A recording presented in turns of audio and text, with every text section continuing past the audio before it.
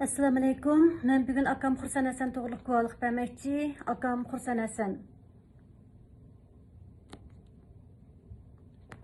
Akam Xursan Hasan Urumsharlik 5-chi o'rta maktab to'liq o'rtanib bitirgandan keyin Abdumur rayonlik pedagogik universitetining til kasbini bitirib, Urumsharlik televiziya stansiyasida ovoz artisti xizmati bilan shug'ullangan. Akam o'zining albatta talanti, xushchaqchaq mijoz bilan adabiyot san'at jihatida ko'rnakli natijalarga erishgan.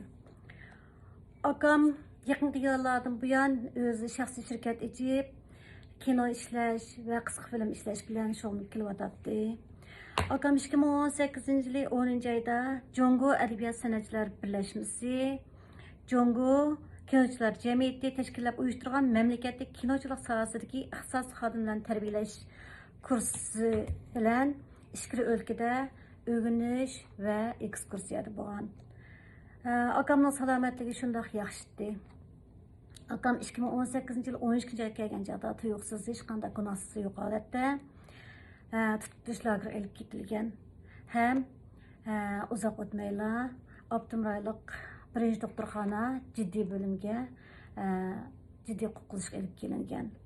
Ham 13-16-kuni shu doktorxonadan yana 2-chi qitim tutilish lageriga olib ketilgan. Akam gunohsiz holatda 1,5 yil tutilish o'rnida yotgandan keyin 2020-yili 9-oyning 4-kuni akamning davlat parchalash jinoyati bilan 15 yillik kesib o'tilganligi qilingan. Men akamning Xitoy hukumati tarafidan gunohsiz 15 yillik qamoq jazosiga hukm qilinganligiga qattiq norozilik bildiraman ham akamni darhol qo'yib berishni talab qilaman.